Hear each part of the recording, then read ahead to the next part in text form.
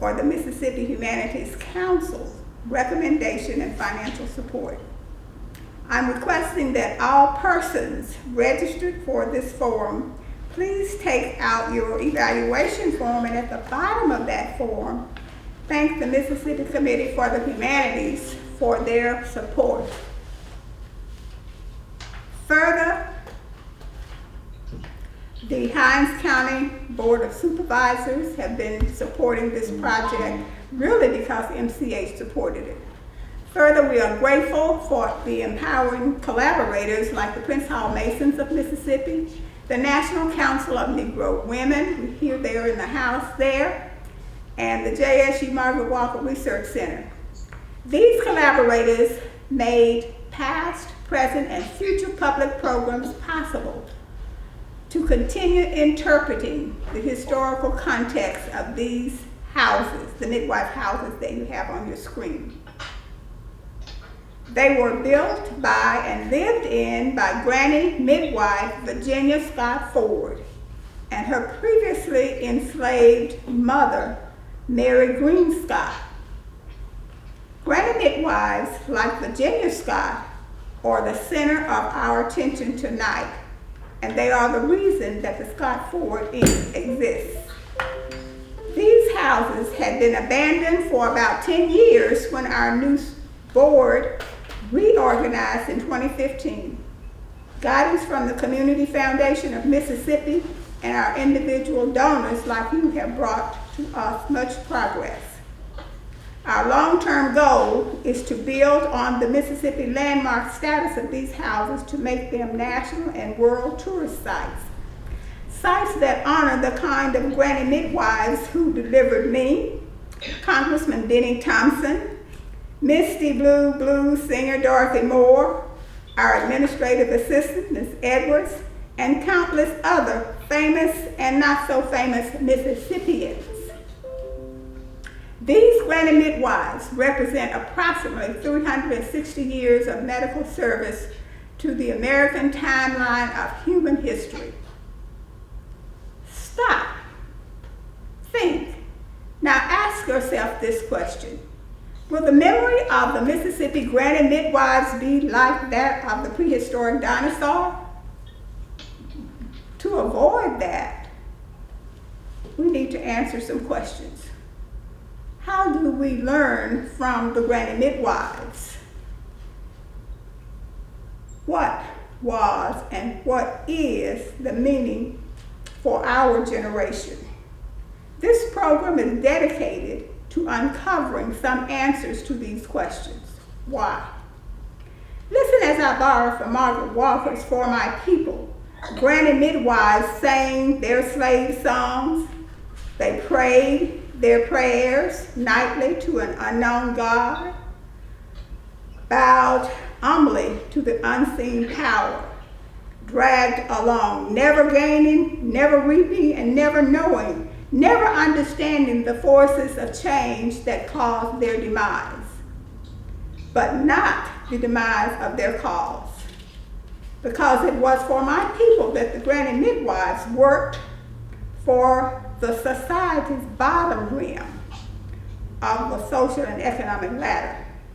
They worked for the slave, the poor, the day worker, the sharecropper, the unemployed, and the homeless of Mississippi society from 1865 to 1980, after the Civil War, in a Jim Crow Mississippi. In welcoming you, I want to make sure that you understand our separate goals. My goal is to share a summary in the form of a video, a dramatic presentation, a PowerPoint, and scholarly presentations, all demonstrating what Scott Ford Board and its members have learned about Mississippi granny midwives during the past 4 years. Why do we do this? To begin to tell the historic time and context of Mississippi granny midwives who lived at 138 East Cohee Street.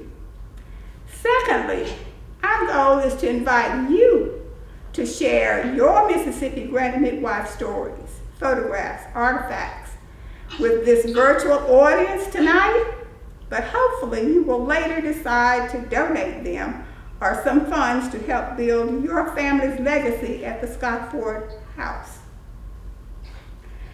I know you're nodding in agreement. Well, anyway, we're going to go ahead and begin tonight with Mr. Torrance Jones's video highlights of 6 previous MHC forums held between 2016 and 2018.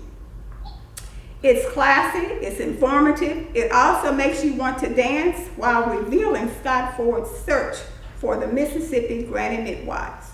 We present the work of Torrance Jones par excellence.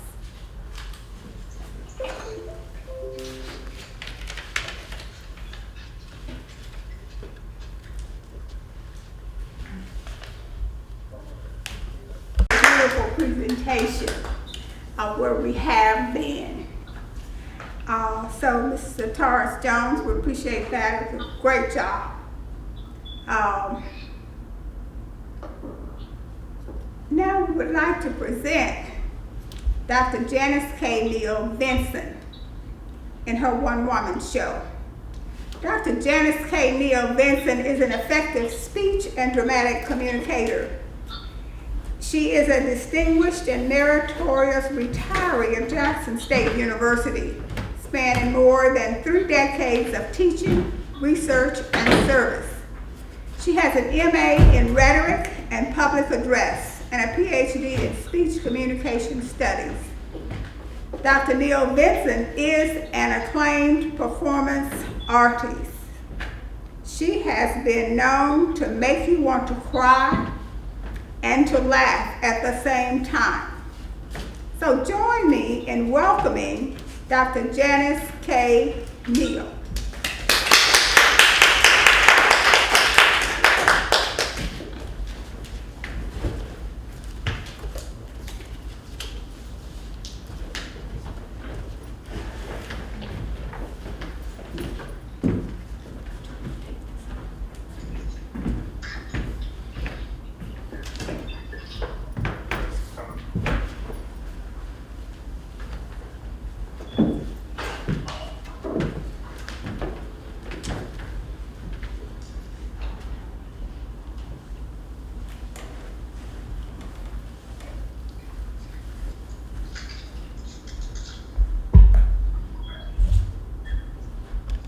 From the Mississippi Gulf Coast to California and back.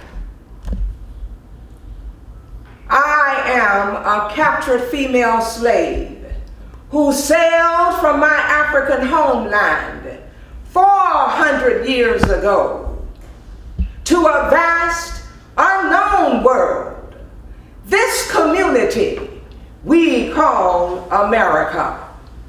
I have comforted many mothers in their birth pains and caught many babies from their wombs. My soul is instilled in the hearts of generations of midwives who have delivered thousands of babies throughout America, despite chains, shackles, discrimination, and brutality. They were grand midwives in slave quarters and communities. They stood on dirt floors in slave cabins, on wooden floors in plantation houses, on rugged roads in Mississippi valleys, on pioneer soil in California communities, and comforted mothers in their natural births, using herbs and soothing young crying mothers. There's a baby on the way. Give the mother a little flower. Don't know the minute nor the hour. Baby's coming sometime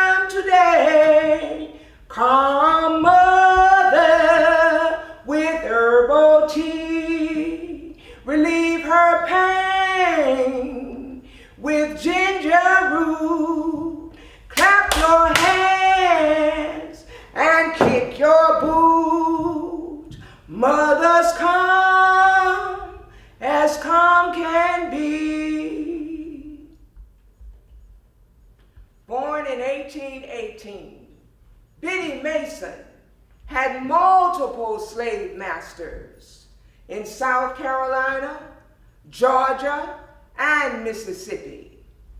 Robert Smith gave her as a wedding gift to his bride in Hancock County on the Mississippi Gulf Coast.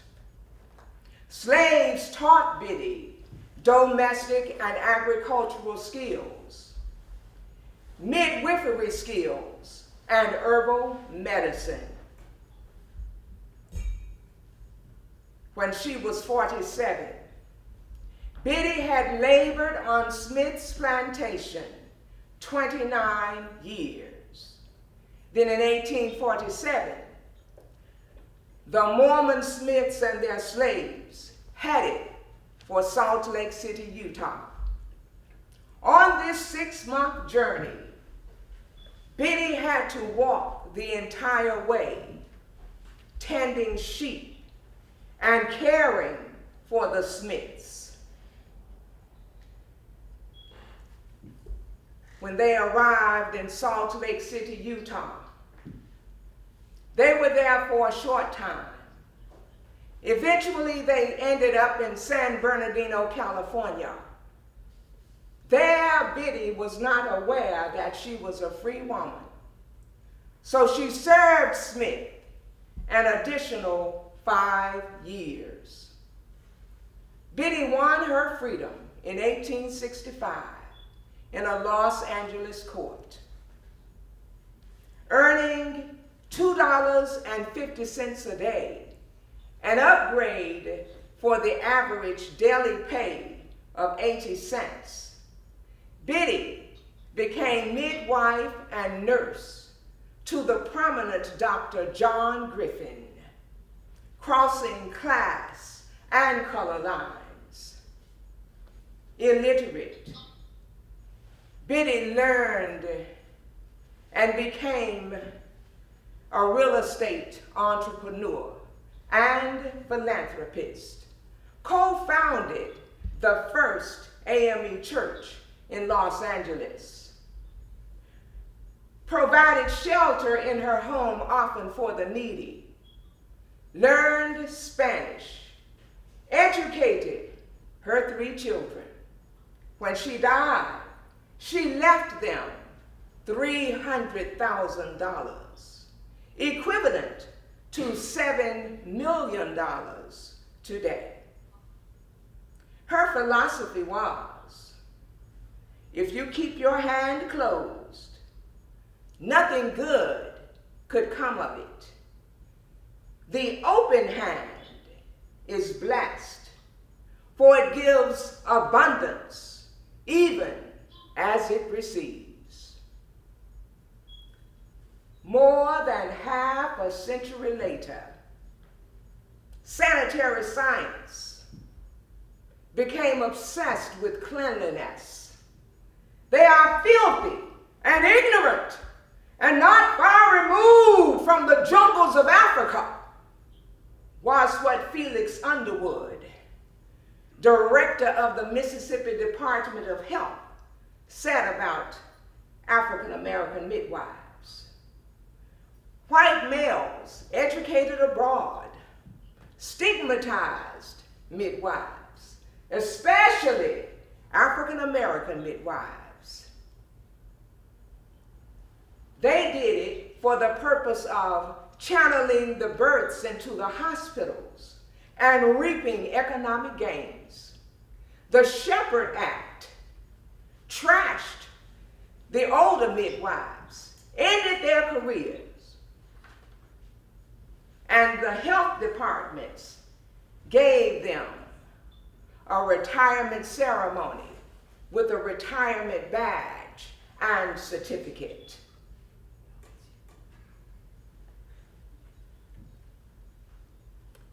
Then the remaining midwives were trained to be healthy, trained to do the right thing. Young white women became the substitutes for the older midwives. Then obstetrics came on the scene. So the physicians emphasizing obstetrics became the primary maternal care providers. But the first African-American nurse was Eliza Pillows, who made significant contributions to the health field in her deliveries of births. It's been an amazing experience.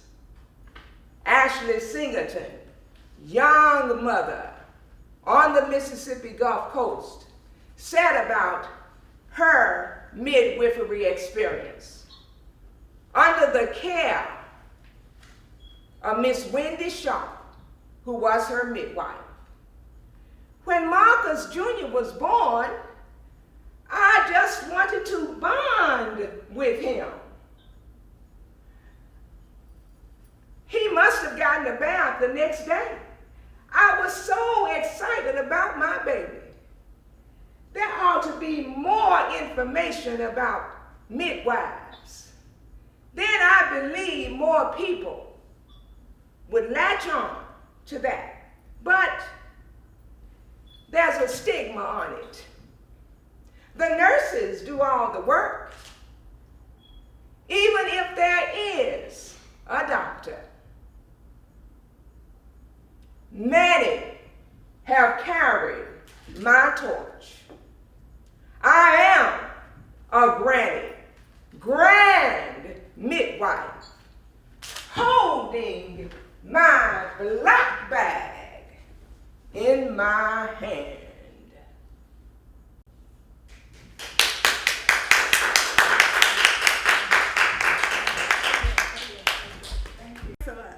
We'll have to have you do it again sometime. But one of our greatest challenges has been summarizing the evolutionary story of Mississippi's granny midwives in 4 historical periods. Ms. Neal covered a part of that. But our concern is that we clearly understand their rise, their independent existence, the gradual government takeover causing a decline that led to the non-existence and finally the current modern existence of a new breed, doulas and independent midwives who now earn salaries commensurate to their worth as mothers and their babies. Ms. Deatrice L. Roberts, part-time assistant here at Smith Robertson Museum, will present a pictorial summary of the granny midwives in Mississippi. Ms. Roberts is currently a professor of history at Jackson State University. She's had additional work experience at her alma mater, Tougaloo College, and Mississippi Museum of Art. She has an MA in history from JSU, and a master's in history from JSU and a bachelor's in history from Tougaloo. Her honors include membership in the National Honor Society, Tougaloo College, Port Laureate, and many others. Let's again welcome Ms. Roberts for a PowerPoint presentation featuring the 4 chronological periods of granny midwife status in the South, especially Mississippi.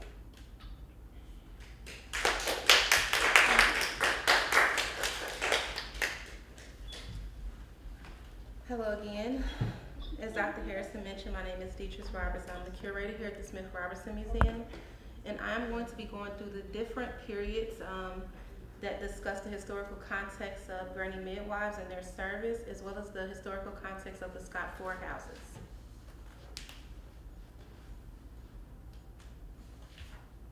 We begin with the first period being 1619 through 1865, which would highlight or discuss the height of granny midwives and their power. Granny midwife is a generalized term used to describe midwives after the colonial early American and antebellum slave period. The health practices of these granny midwives came from a variety of tribes, largely on West African traditions. Childbearing in the South for both black and whites was largely in the hands of traditional African midwives who had been brought to America as slaves, which is why the term granny midwife has more popularity in the South.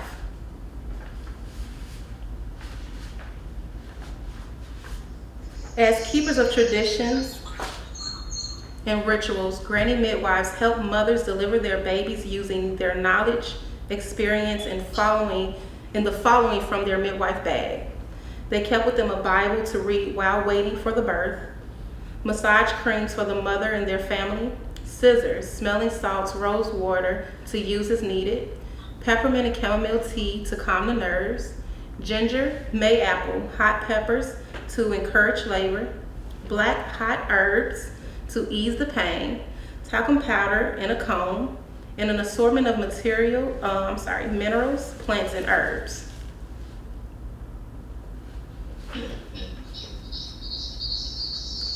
Can everyone see the PowerPoint?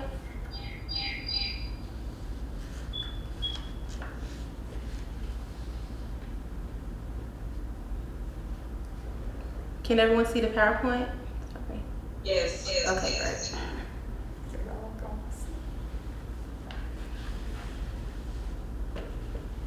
In 1854, Doctors Luke Pryor Blackburn and A.H. Brenham opened Natchez Infirmary for the cure of all diseases of colored persons.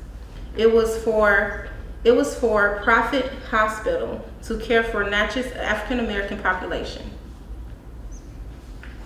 A for-profit. We get into the second period.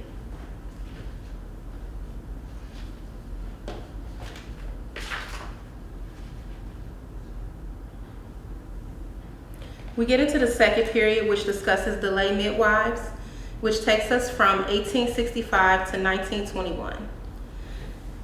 During this period, granny midwives continued to serve as advocates and healers, delivering the majority of black babies. It was during this time that Dr. Joseph DeLee played an important role because he ushered in a number of new practices, such as sedation in the beginning of labor, the use of forceps, extracting the placenta, and the use of other medications to make the process much smoother. But in doing so, these techniques make the practices of midwives appear unsafe. By 1890, 34 black physicians and surgeons practiced in Mississippi. By the 1900s, 13 of them formed the Mississippi Medical and Surgical Association. By the 1920s, the term granny or granny midwives was synonymous with black midwives in rural South, where the majority practiced.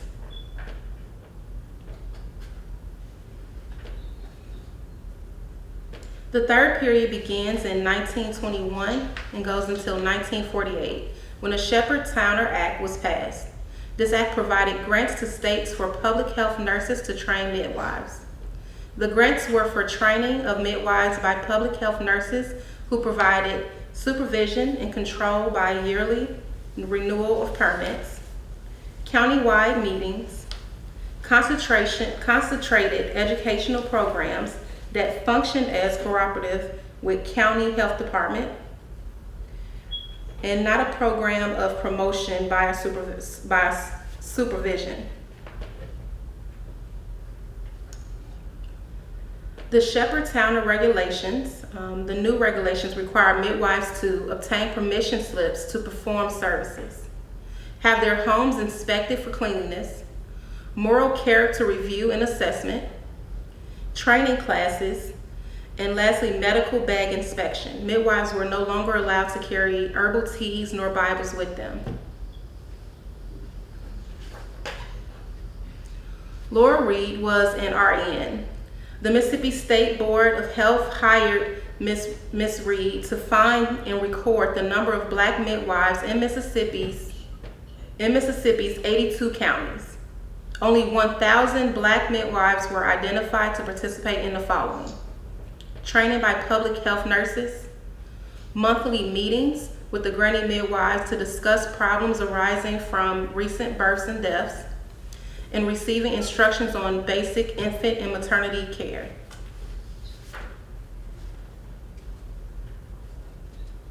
Mary D. Osborne was appointed Director of Public Health Nursing, initially funded by the American Red Cross in 1922 until 1924, when the Mississippi State Board of Health took over.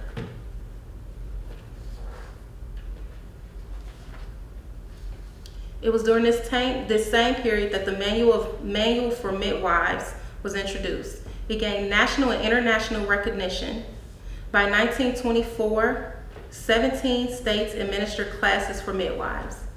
22 states viewed granny midwives as a necessary evil and intermediary until the complete medicalization of pregnancy and childbirth.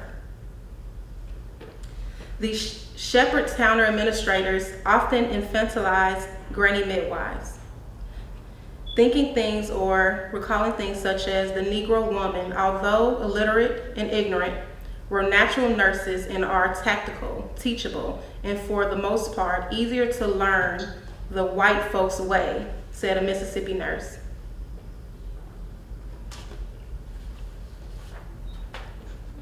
The need for granny midwives. By 1930, Mississippi had approximately one Black physician for 3,300 Black persons, but one white physician for every 500 whites.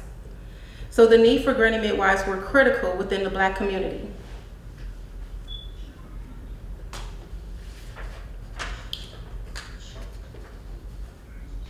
The fourth period is marked by the 1947 Hill-Burton Law, with also the gradual decline of granny midwives. This is 1948 through 1980.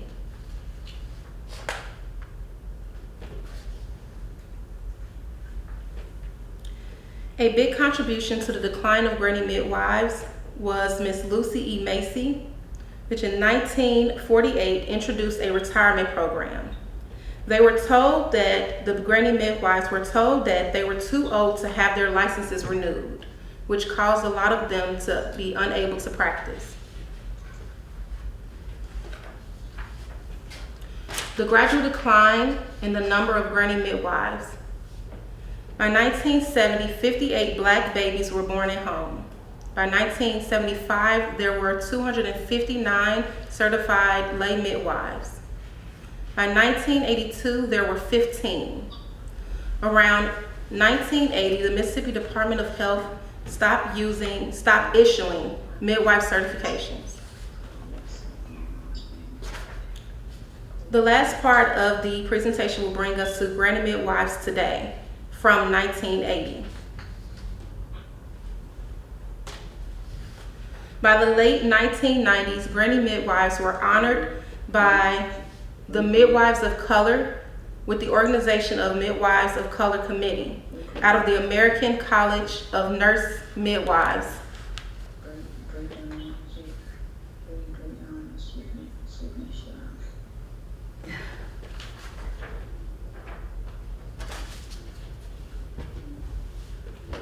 Direct entry, or looking at Mississippi's status for midwifery, simply means not a nurse midwife. Generally, the midwife is the primary care provider throughout pregnancy, labor, birth, and postpartum care. Mississippi law states that midwives are exempt from medical practice laws.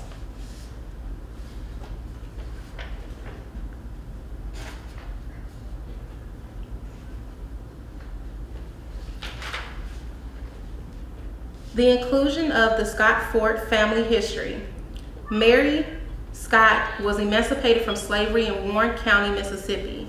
She and her family moved from Warren County to Jackson, Mississippi.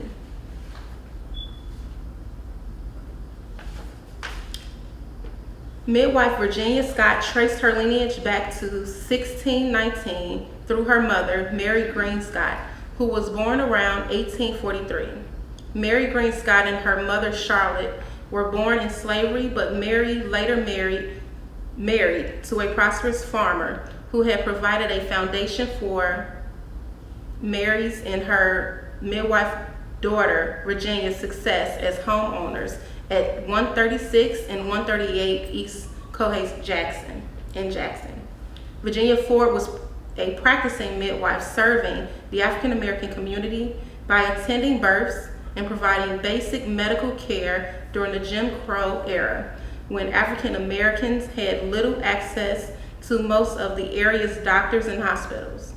Her husband, John Ford, ran a type of taxi service and often drove his wife to see her patients home.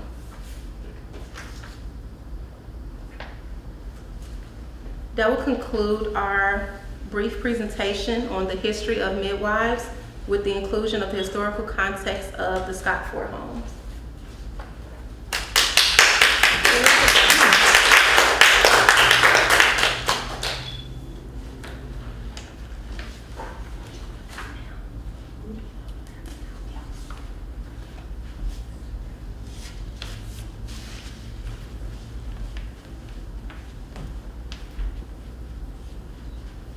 I'm sorry. Thank you very much. That was very thorough. Our initial goal for that presentation had been an exhibit, and we still plan to develop an exhibit so that people can walk around and see those various individuals that she was talking about for the various periods, and therefore they would have a much better understanding. But I think that Ms. Roberts did an excellent job of going into some detail. Our long-term goal is to identify the historic granny midwife. And I think we're doing a pretty good job today of telling you who the granny midwife is.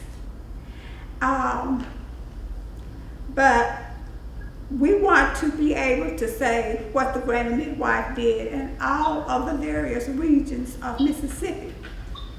On the map that some of you are looking at least our viewers are looking at, it's the bottom hill of Mississippi's boot. It is surrounded by the Gulf of Mexico on the south, Alabama on the east, the Pearl River on the west. It is a flat, sandy strip, 15 to 20 miles wide, 85 miles long. The soil is not good for crops like cotton. Okay, all right. Okay. Trees are mostly pine with large oaks draped in Spanish moss along the seashore. Biloxi has more different kinds of people than the rest of the United States, which was originally, we may have changed a little bit, but primarily British origin, African, and Native American. Most of the Gulf citizens are Protestant and Christian. Its dominant religion is Roman Catholic Christians. Their cultural mix is French, Yugoslavian, Spanish, and Vietnamese. The main industry, of course, is fishing, lumbering, and tourism. Regional differences, especially in the soil, presented opportunities in the northern regions that made Mississippi the largest producer of cotton and the number of enslaved people just before the Civil War. Granny midwives were vital to the health and increase in the number of enslaved people on the plantation for the cotton economy. So the best period, if there was a best period for the granny midwife, especially if she was taking care of the master's children, his wife, and all of his slaves, was that period of time, because she could do almost anything, and she was a person who really spearheaded the various celebrations that went on in the African American community. Our grant, I have to refer to the grant, initially asked for scholars to do certain presentation. And Angela Stewart is one of those scholars. She's going to discuss granny midwives from 1619 to 1865, and then I'll have to come back and explain some things to you. Her focus is on the era when granny midwives came to America, including the 50 years just prior to the Civil War, when granny midwives were most valuable to the plantation owners' wealth and health of his reproductive enslaved workers. Ms. Stewart is archivist at Jackson State University, Margaret Walker Research Center. She has worked at the Mississippi Historical Museum and the Piney Woods Country Life School. She's a distinguished graduate of Alcorn State University with an earned master's degree from the University of Women. Ms. Stewart.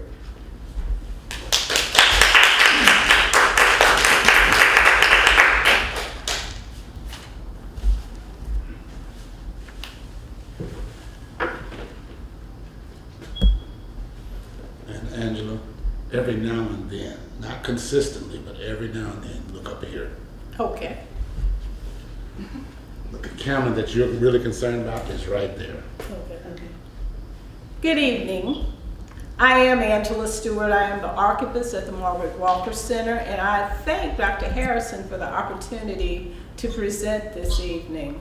My great-great-grandmother, Sophia Smith Hill, was a midwife from right here in Hinds County. She lived in Terry, Mississippi.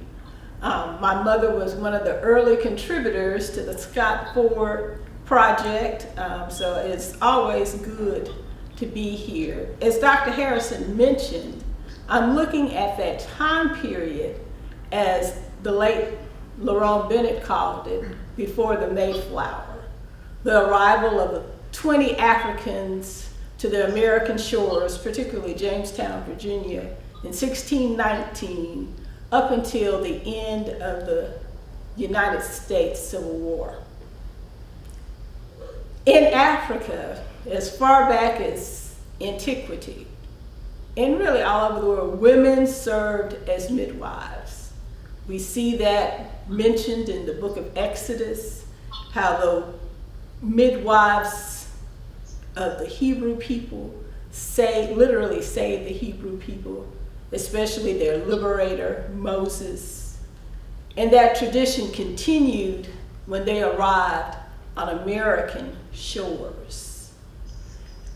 Midwives were a necessary feature of life in America during the colonial and early history of this country, because at that time there were not many doctors and the field of obstetrics hadn't even been developed yet. So women worked in households, whether they be slave or free, delivering babies, catching babies, bringing them into the world. Mississippi has a rich pre-history in terms of Mississippi as a territory. Mississippi was part of the Mississippi Territory, which actually included Mississippi and Alabama. But even as a part of that, it was represented by various cultures, including the French culture, which were some of the earliest Europeans to settle in this area. Bienville, who was one of the early French leaders, developed what became the earliest Mississippi Black Code. And in that code, it was illegal to sell away children younger than 14 and to split up families. But that was in the early 1700s. As the African American population grew in Mississippi, the Black codes became much stricter. Midwives became necessary because In 1808, the United States officially ended the transatlantic slave trade. Now, that's not to say that there didn't continue to be Africans brought to the United States from Africa after that, but in terms of the United States Constitution, legally, the transatlantic slave trade ended in 1808. So how were Americans going to acquire new slaves? Basically through sale and reproduction. So that was another reason why midwives during the antebellum period were very important. But I want to share with you some information about a particular woman who worked as a midwife in Mississippi during the antebellum period. Her name was Rena Clark. She was from Lafayette County, Mississippi, and she and her family even have connections to Mississippi's most famous author, William Faulkner. Rena Clark was a midwife and slave nurse. She was a conjurer who used a repertoire of charms and herbal remedies in the birthing and early life of a child.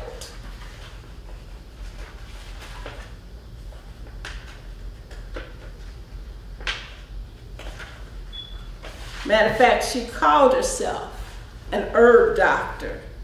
And she was far more essential to her owners as a plantation midwife and nurse than his agricultural workers because of her specialized labor provided high profits to her owners. You have to understand, what most people don't know is that Northwest Mississippi actually wasn't developed as a cotton producing area, what we call the Delta, until after the Civil War. Largely before the Civil War, it wasn't settled because at that time it wasn't known how to manage the annual flooding of the Mississippi River. So the area that we think of when we think of cotton in Mississippi, the Mississippi Delta, actually wasn't settled and developed as a major cotton producing area until after 1865.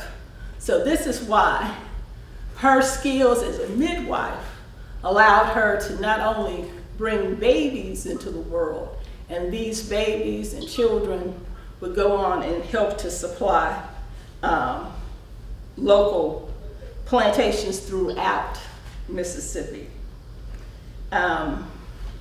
But her work as a midwife and other midwives of that time period was encroached upon by the growing of obstetrics.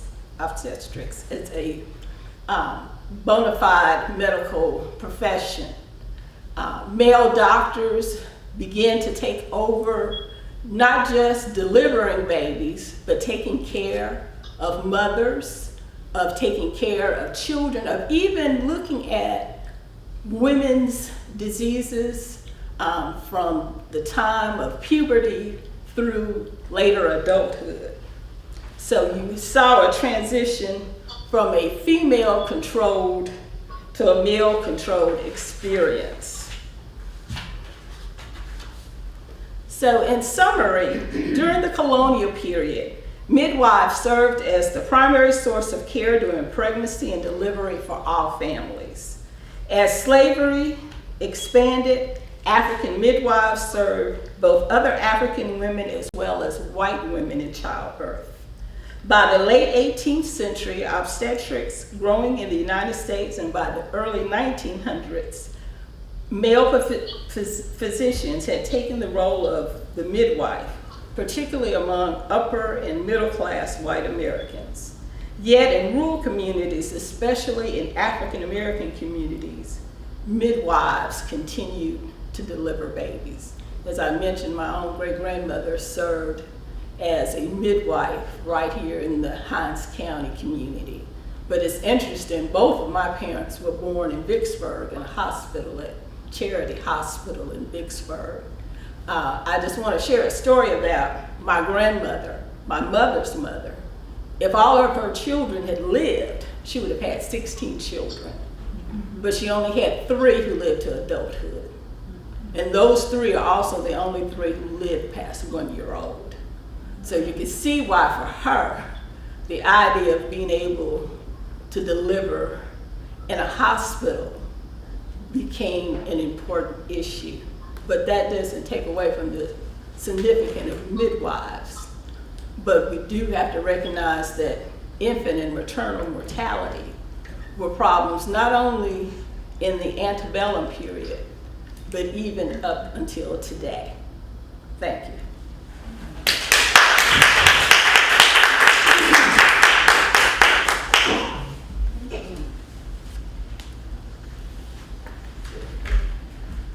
Thank you, Ms. Stewart. We appreciate that thorough and explicit presentation.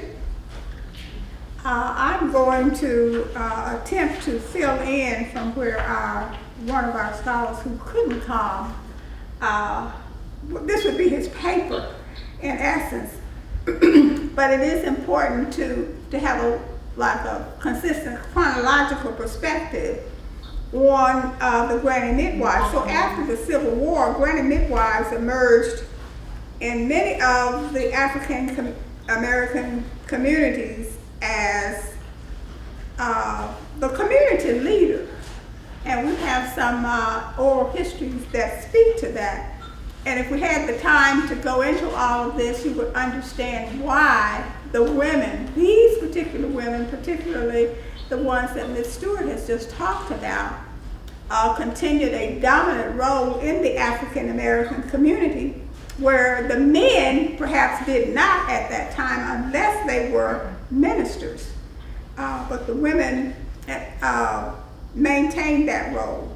Skipping a whole bunch of information, I want to say that in most southern states below the Mason-Dixon line, segregation became more entrenched after 1895. That is when we had the Plessy versus Ferguson decision. The granny midwives continued to help deliver babies in their former enslaved communities, believing that they were doing God's work. Above the Mason-Dixon line, African Americans were having their babies in hospitals. So color didn't matter so much. So when we talk about the granny midwives, they are primarily in the southern states, particularly after the Civil War. So the service of granny midwives ceased to be an issue outside of the South. You hear very little about it. But no, generally before the period of dramatic change occurs, now this, I can just make this as a statement, having been a history major, having done my dissertation and all my studies in the French Revolution. Before you have radical change about an issue in a society, there is usually a lot of intellectual discussion, the writing of books and so forth. There was this one guy, John A. Williams in Baltimore, suggested that all of this talk regarding obstetrics and the midwife versus the doctors who were mostly white at the time. He said what needed to happen was that there needed to be obstetric training for physicians and midwives. I was glad to find that statement because that was not the most popular. I mean, it wasn't the one that was written about most often. The publication of Dr. Joseph DeLee's 1915 textbook that was referred to by Ms. Roberts offered, among other things, that childbirth was pathological and that they should get rid of those granny midwives to reduce the infant mortality. But I don't have time to go into all of this, but with his stethoscope and pulling babies out, I guess I can say that in this company, that caused more harm to the babies than the midwives did. And there are a lot of issues like that. And I just wanted to bring out some of that discussion that was occurring before we had the not the Hill-Burton one, but the Town of Shepherd law that was passed in 1921. There had been a lot of discussion. And one of the issues that we won't get into either is the whole women's movement that had come about by the 1919 and all. Women were becoming more powerful. So there were a lot of things that entered into this 1921 Shepherd Towner law. It wasn't just the goodness of the people, but there was some pressure, both from the women's groups and other people who were for the continuation of African American midwives. And I think that, I believe it was Angela just did a good job on that, so I won't go into that. And Ms. Roberts talked about that as well. But this Hill-Burton law, 1947, you ask, well, why did they do this?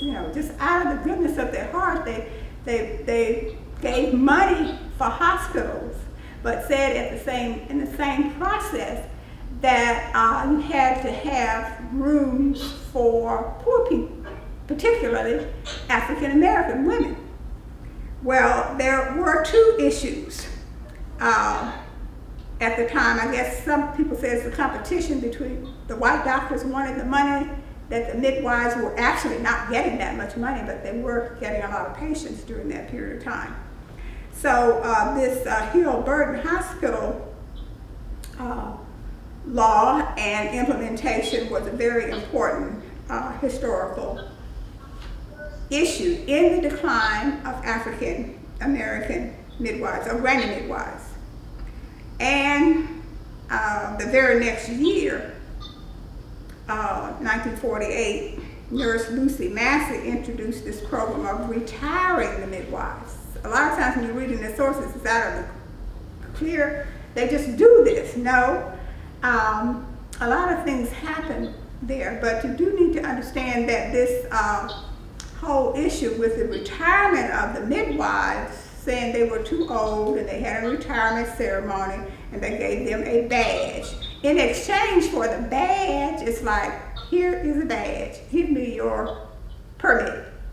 So you can no longer practice during that time. And I guess they were glad to do it. One of the questions I asked is, what was their retirement financial benefit during that time? Maybe it was Social Security or some other form of payment, but the fact that most of the sources don't even say anything about how they were supposed to live after that.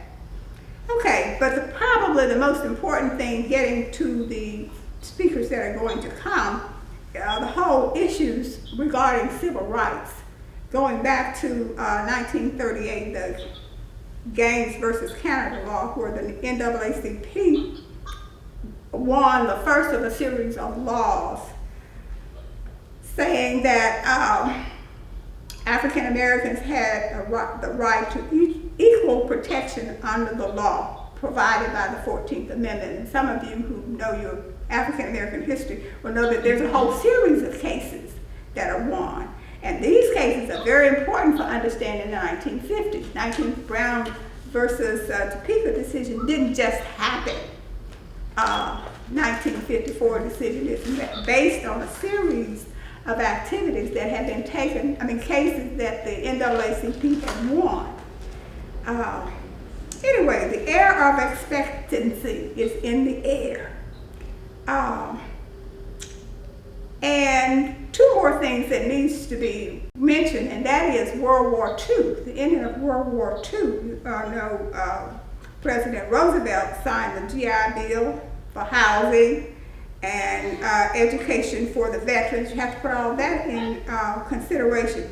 Further, President Truman created a committee on civil rights, signaling that the voice of change was in the air. There are a whole bunch of other things that happened, but this is background to what goes on in the 50s and the 60s.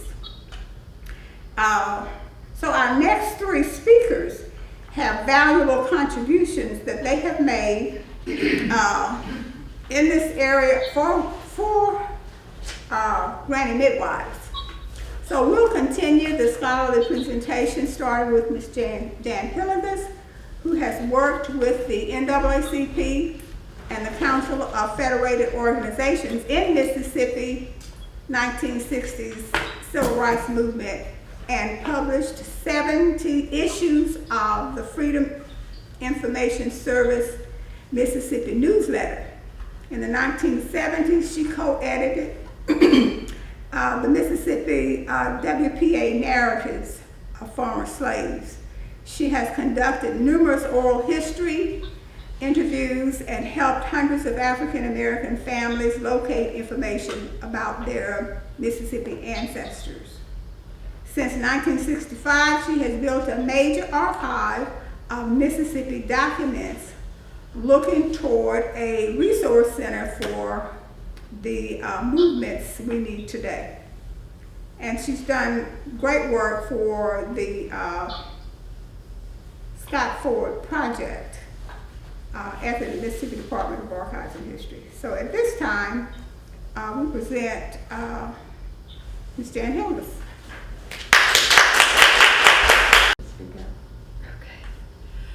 I'm not a medical person and not a historian, but I use archives and online research to learn about midwifery in Mississippi and individual midwives. Most of the midwives of Mississippi's first 200 years will remain unknown to us because they were enslaved African American women on plantations and in small communities who were called upon to be with women before, during, and after childbirth. Though a white midwife could advertise to white women in an 1823 Natchez newspaper and another in an 1860 Vicksburg newspaper, the midwife to be sold in Natchez in 1836 was not specified among the 35 named people. A slave-owning Mississippi preacher who paid enslaved men for various extra work recorded several times in his diary and accounts in the 1840s that he paid $5 to enslaved midwives. A Jackson newspaper listed numerous medical lectures about women and childbirth to be given in 1902 by male doctors. The lecture on the midwife nuisance came in the early days of medical men working through the State Department of Health to actively push aside the African American women who had delivered most of Mississippi's babies. We learn about some of Mississippi's midwives through census records, which can be searched for midwife as an occupation, and just for Mississippi. 44 Mississippians identified themselves as midwives to census takers in 1900, although there were thousands. 3 African American and 2 white midwives lived in Jackson and Hancock counties.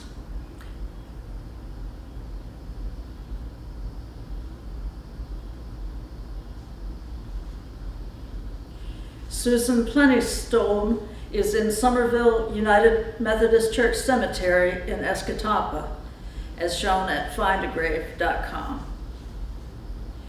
Nearby is the stone of Sarah Virginia Plenty Bardwell, Susan Plenty's daughter, who identified herself as a midwife on the 1920 census. A major source of names and locations of midwives is death certificates. Some we found are for midwives themselves. Mrs. Julia Prada was a well-known midwife in Biloxi. Mississippi didn't start keeping birth and death certificates until November of 1912, but there were so many stillbirths in Mississippi that there are many death certificates for stillborn babies and those who lived only a few minutes or hours, that name the midwife who attended the mother. We have a database of over 400 names of Mississippi midwives, mostly from the death certificates of babies who didn't survive.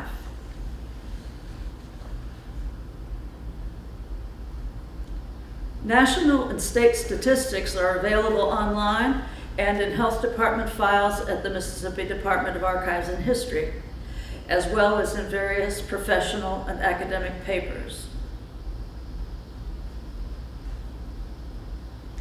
And numerous dissertations, theses, and reports include information about midwives in Mississippi.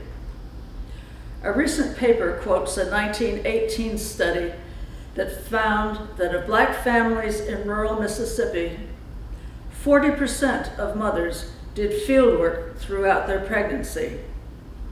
94% continued housework throughout their pregnancy, and only 39% were still resting in bed a few days after birth. The author concluded that, given these statistics, it would seem obvious where poor health conditions stemmed from. Nonetheless, midwives' work was blamed. Others have talked about how federal legislation, male doctors, and state health authorities changed the situations of midwives and the care of mothers since 1921. But I'll mention that one part of the training and certification of midwives was the formation of midwife clubs all over the state, so that by 1949, there were 410 midwife clubs in Mississippi.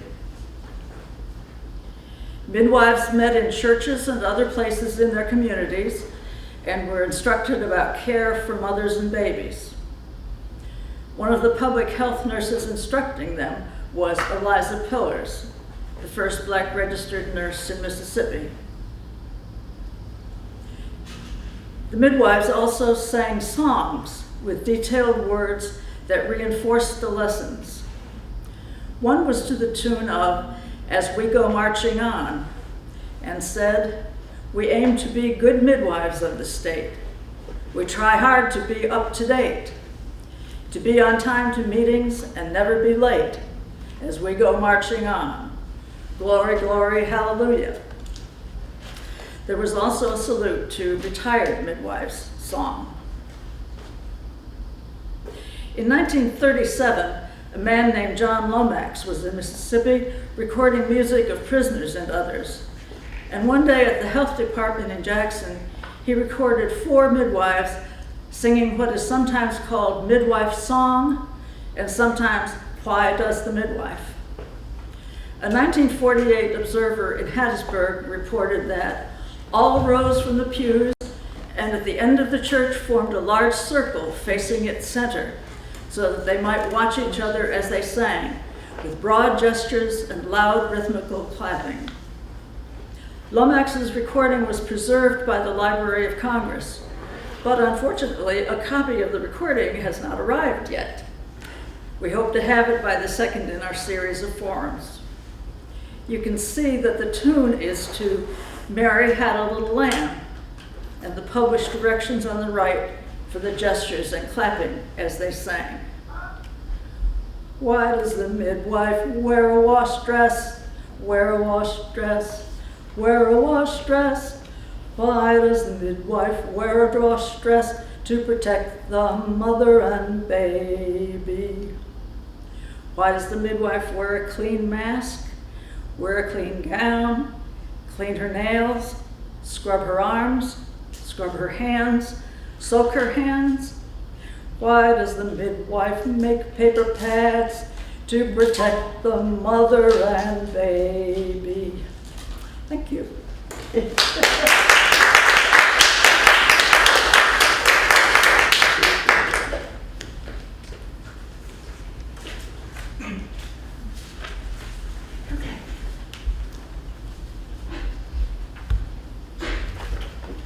In the tradition of community forums, I will go ahead and introduce Miss Genevieve Fine. Got it. Yes, sir. She is a registered nurse and a certified nurse midwife. Since 1955, she has spent 38 years in healthcare situations in Mississippi. She received her nurse training at St. Agnes School of Nursing, her nurse midwifery license and certification from Santa Fe, New Mexico, with the Medical Mission Sisters. She has a bachelor's of health administration from Ottawa University in Kansas. She was awarded Nurse Practitioner of the Year by the Mississippi Health Department and given a prestigious award from the Rural Health Care Centers of Mississippi. I present to you Ms. Genevieve Fine.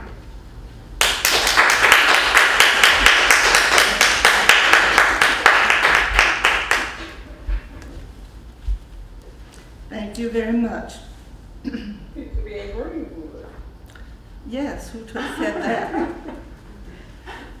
Yes, been there a long time. This is the story of that. I was born at home in Wisconsin with a doctor and my aunt, who was a nurse attending.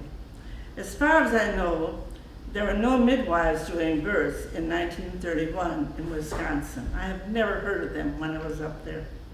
I was raised in a small town, New Holstein, very German. When I graduated from high school, I decided to become a nurse. After my 3-year nursing program, I became a registered nurse with my license. When I was 22, I worked in a hospital in Milwaukee where I met and saw for the first time Black people who became my friends. This was my first encounter with any Black person. When I was 24 years old, God spoke to me during the night and asked me to do some mission work, and I said no. This continued for 2 more nights. I was unable to sleep, and I had to go to work the next day. Until finally, on the 3rd night, I said, okay, I will go for 1 year. And I fell fast asleep. In 1955, I moved to Greenwood, Mississippi, and joined a Catholic mission where I was going to do my 1 year. We lived in the Black neighborhood where we staffed a community center, St. Francis Center. My first task there was to sort and catalog donated drug samples. I presented the list to my backup physician, Dr. George Nassar. He sent prescriptions with the patients to my dispensary, so I became a combination nurse and pharmacist. I would follow the hypertension patients monthly and call the doctor if changes were needed. This could never be done now, but in those days, no one seemed to care about the poor, sick, and Black people. I also became the nurse for the entire Black community, doing things that I had never dreamed I would be doing. Caring for burned children who backed too close to a room heater in the mornings when it was cold and caught their nightgowns on fire. Taking a roach out of a boy's ear which crawled in as he slept. Telling a little boy how to feed his turtle. I can't remember what I taught him, I don't know. Finding twins who at 1 year weighed 5 pounds and 6 pounds. I believe their newborn sibling was delivered by a granny midwife, and I discovered these other 2 babies. She discovered these other 2 babies. Their mother worked in the cotton fields, but did not earn enough money for milk for the 2, so watered the milk down with water. I found a willing lady who purchased formula and fixed the bottles every day, so the 11-year-old girl who cared for them could feed them. By the time they were 2 years old, they were able to sit up and play. I do have a picture, and I'm going to have that for the next forum that we have. All pregnant women delivered at home with granny midwives. All pregnant women. in the black community. The 1947 Hill-Burton law had been passed offering monies for building hospitals, but there could not be any discrimination. Greenwood LaFleur Hospital did not admit any black people, I did know that the grannies had monthly meetings at the LaFleur County Health Department. I understood the nurses gave helpful instructions to promote healthy mothers and babies, and they had their black bags checked to be sure everything in them was correct. In 1964, the director of the center called me into her office. She told me that the St. Francis Center was going to build a maternity center for deliveries, and I was to be the person to do the deliveries. I explained that in nurses training, students only handed up instruments to the doctors, and they did use instruments. I knew nothing about doing the delivery. Dr. Helen Barnes was my backup doctor at that time. She introduced me to the idea of nurse midwives. She had met them at a hospital school in New York City. Soon I was back in school and returned to Greenwood by the end of 1964. When I returned, the health department did not know what to do with me. They were phasing out the granny midwives, and I was the first nurse midwife who applied for a license. They decided to make my license number 1, so they didn't have to phase me out. The home conditions of many of my mothers were not conducive to home deliveries. Small, cold in the winter, outhouses on the plantations, no hot water, roaches and rats running around, and many more problems. Many times I did deliveries stamping so the rats wouldn't come around. The hospital would not take them, no matter that many were high-risk patients. A nurse that was working with me in Greenwood, her name is Marie McGlenn, and she agreed to take the nurse midwifery course so she could help me to run this maternity home. About the time Marie was coming to the end of her program, Greenwood had finally decided to accept money from the government to build an addition to the hospital specifically for blacks. About this time, Medicaid was paying for the prenatal care and delivery of the baby and then of the infant for the first year of life. The health department stated emphatically to us, we will not be allowing freestanding birth centers. So we were way ahead of the times. Now they're the in thing. I told Marie about our problems. She learned that Dr. Henry Thie, the OBGYN head of the OB department at University Medical Center, was looking for someone to help him to start a school of nurse midwifery at the university. So Marie agreed to be that person. The university program became one of the best in the United States. Not only did it teach midwifery, but also it included infant care for the first year of life. The idea was to supply well-trained professional healthcare personnel to work in the rural areas of Mississippi, where the infant mortality rates were so high. Dr. Frida Bush, who's our next speaker, was the nurse midwife who came to be on the faculty of the school. Mrs. Minta Usadima was the first graduating class of 4 in 1969.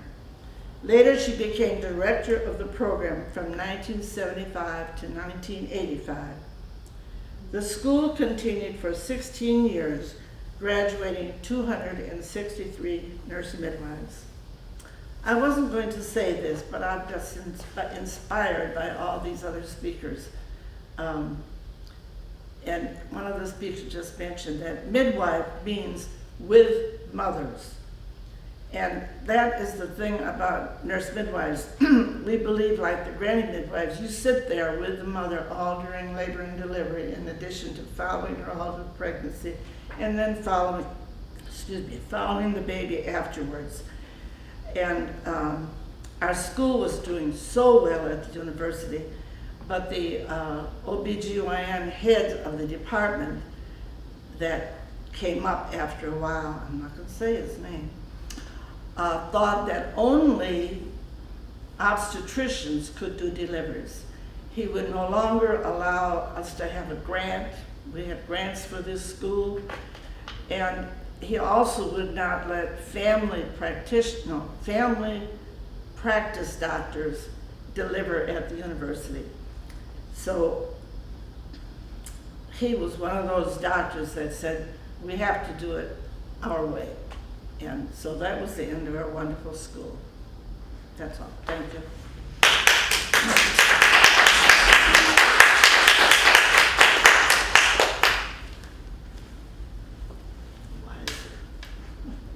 Okay, I guess we saved the best for last. Dr. Frida Bush, who everybody talked about. You saw her in the video. If you saw the end of it, some of you have seen it. She has an MD from the University of Mississippi and residency at the University of Tennessee. She has been recertified 3 times by the American Board of Obstetricians and Gynecology, and has received almost 100 other awards and recognitions. She sent me a vita that's about 30 pages and said I didn't have to read all of that. Dr. Bush, when I asked Dr. Bush what were 2 things that she was most proud of about her life, her general reply was 2 things. She said, and I quote, "I always wanted to be a nurse from observing how much pride my mother exhibited when she was pregnant and the enjoyment she displayed in having the baby, which she had at home. She had all her babies at home." She'll tell you more about that. But the second thing she said was her motivation to become a baby doctor, that is an OBGYN, was to help women have good childbirth experiences. So she's going to share, is Dr. Bush online someplace? Yes, I am. All right, Dr. Bush. She's going to share a multiplicity of experiences, some interviewing granny midwives, and some of her thoughts about their contributions during their space of time as a granny midwife. Thank you. Dr. Bush. Thank you so much for this memorial experience. And Trey, I trust that many people will be and encouraged by the information that you're presenting. So what I'm talking about now is information about the lay midwives. I know we talked about the certified nurse. And I want to thank all of the panelists. Well, I'm almost about to chicken out, but I guess I won't. I said I was going to share some of my experience as well. So anyway, sitting on the front porch of the Pine Valley Sawmill Quarters after summarizing the biblical Joseph coat of many colors for my mother. I had no idea what was happening, but it happened. Mr. Powell, the only person with a car in the quarters, hurriedly took my mother into his car. I later learned that he took her to the basement of the colored folks part of the Brandon Hospital. Days later, Mr. Powell and my daddy brought my mother back with my second baby sister. This was the 6th live birth of 9 pregnancies. You see, I was delivered by a midwife, Hattie Simon, who had delivered Mama's first 7 babies, 3 of which died shortly after birth. Beginning in 1944, 7 other siblings were delivered at the Brandon, Rankin County basement for colored folks. And I was thinking maybe this is one of those Hill Burton hospitals, you know, that they have received the money at this time. So I'll turn you into the hands of our competent administrator, Sandra Edwards.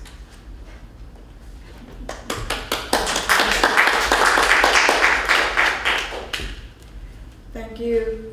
I'm Sandra Edwards, currently working as the administrative assistant part-time with Dr. Harrison. I just want to let everyone know that I really enjoy working on this project because it's very near and dear to my heart.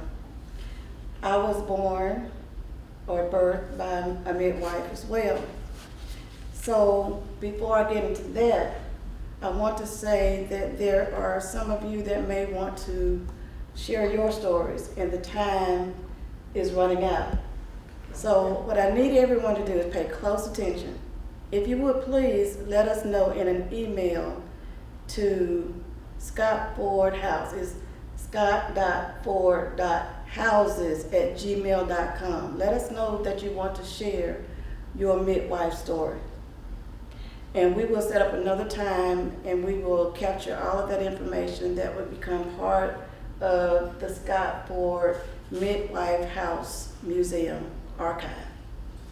So, but there is also information that you need to know about what has gone on with the property itself, and that's a little bit further down in the program. I'm trying to see if Mr. Lawson Newsom is actually on the video with us, and I don't, well, yes he is, he's actually on. I need to unmute Lawson because he could come right now. And also, I want everyone to get your evaluation sheet, complete your evaluation sheet, and get it back to us. You can scan it and send it to the Scott Ford House's email address, and you can also mail it because you've received information. Either way, you can call us, get that evaluation back to us because the Mississippi Humanities Council requires that evaluation. So that's it right now. If we could unmute Mr. Lawson, if you would tell us if you are available, Mr. Lawson.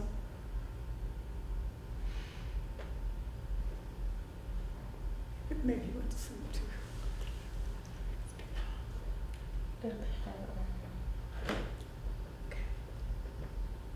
He doesn't have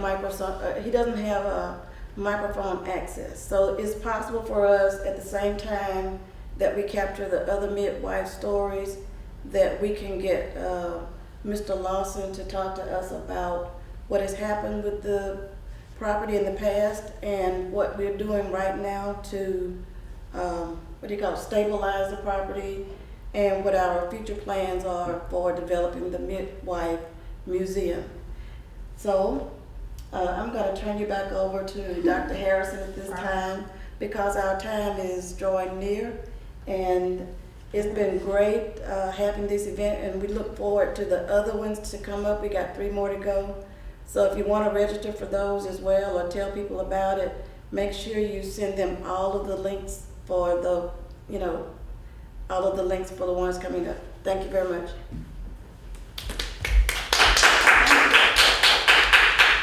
Actually, we have 2 events. Well, of course, the next forum is Friday, August the 21st. Same time, hopefully the same place, and we'll get started on time. We are going to have another community meeting on September the 21st from 1 to 4 o'clock.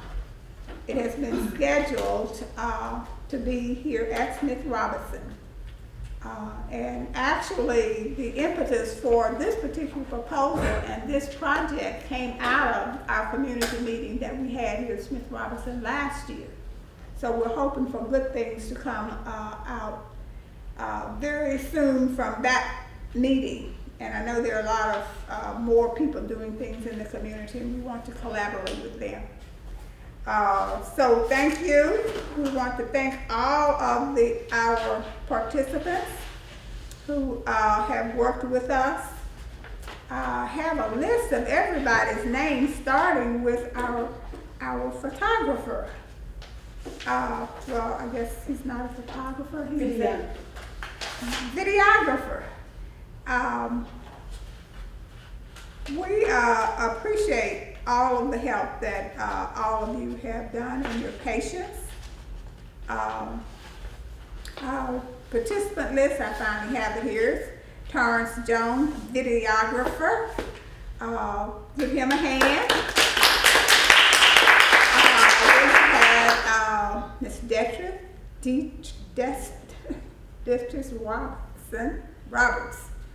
Can't talk at this late night. Thank you for all of your help. She has great nerves to stand and do what she did and yet get us started. We really appreciate that. Then we have Angela Stewart, who always works with us. We appreciate Angela. Jan Phillips, the researcher, the certified nurse midwife, Ms. Genevieve Fine, Dr. Bush, and Ms. Sandra Edwards. Look forward to working with you in the future. Have a good evening. Thank you.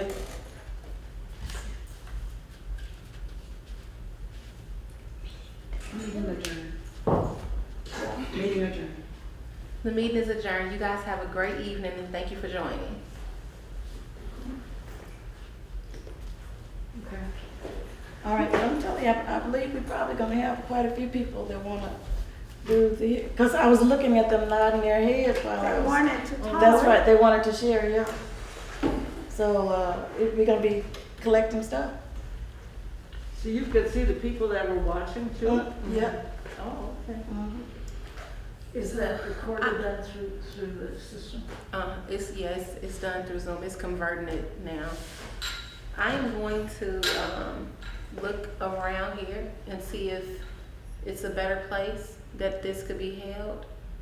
Clearly this room is, I don't know if it's the internet, I don't know what it is, but it's not the best. So I'm gonna look to see if we can maybe upstairs or somewhere else that could hold everybody and we can show it better, so and then project something. And so, yeah. Okay. Yep. All right. I think we did good. We did good. Excellent. Well, What time is it? About when did we get started? 8:25. Closer to 7. Really? Yeah, started closer to 7. And then I think I may bring someone that could, there was a lot of messages within the chat. Maybe like 30 messages. And so I'm gonna bring somebody that could read and respond to the messages while we're talking. Okay. So people, as the meeting is going on, there's a chat that's available and people can put questions or comments in the chat. And so if somebody have a question in the midst of